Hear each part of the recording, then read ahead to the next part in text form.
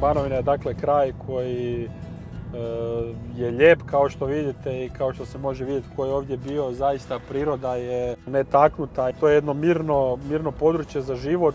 Pretežno znači tu žive obitelji, ljudi žive u kućama, pogotovo ova ruralna područja van grada. I evo, nama je drago da možemo dati određen doprinos da se možda jedan dio ljudi i vrati i da nastavi ovdje živjeti. Mi smo ovaj projekt, krenuli smo u pripremu njega s 1.1. Dakle, sad se može reći već punih 6 mjeseci se na njemu aktivno radi. Potrebe su jako velike, znači mi smo identificirali zajedno sa Poljskim Caritasom da su dvije najveće potrebe, a to je dakle krov nad glavom i pitka voda i na to smo se odlučili fokusirati. Budžet je znači 1.420.000 eura, 920.000 eura donacija Poljskog Caritasa, to su prikupili poljski građani i 500.000 eura donacija hrvatskih građana za pomoć na Banovini. Hrvatski Caritas zajedno sa Poljskim Caritasom trenutno pomaže 30 obitelji. Znači, veličina spremnika ovisi o broju članova obitelji.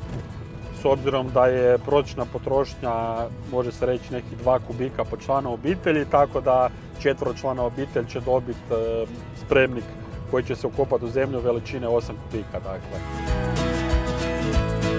Upravo smo bili u selu Veliki Gradac van Gline, u kojem ukopavamo nekoliko spremnika za vodu za obitelji koje nemaju pristup pitkoj vodi s obzirom da su njihovi bunari oštećeni u potresu.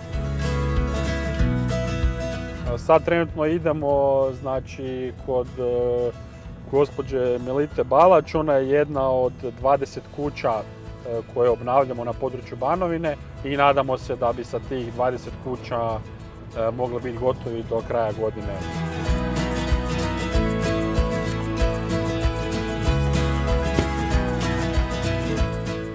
Dobar dan, kak ste? Pozdrav. Evo, samo da pogledamo kakvo je stanje ovoga.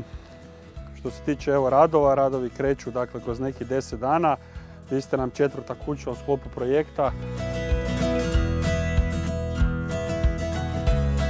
Skrenuo bih pozornost dakle, da su to sve obitelji koje trenutno žive u kontejnerima Hrvatskog Caritasa, koji su odmah nakon potresa bili donirani obiteljima u potrebi.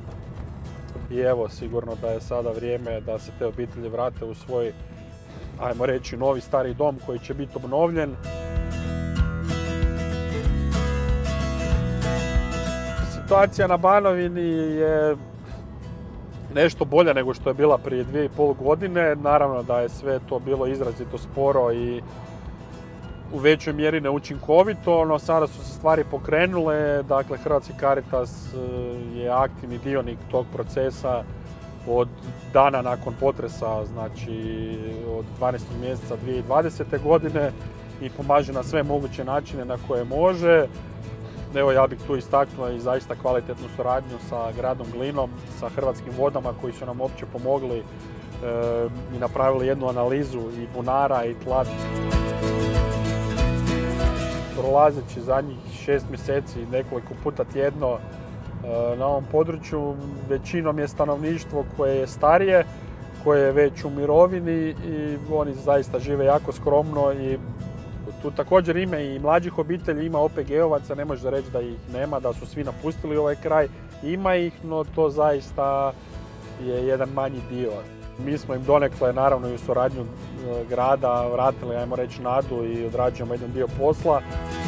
Stvari se jesu promijenile, pogotovo od ove godine i evo, nekako osjeća se da suradnja i gradske, odnosno lokalne vlasti, a i ove nacionalne, državne, i evo tu je dakle i Hrvatski Caritas koji pomaže, stvari definitivno idu u boljem smjeru.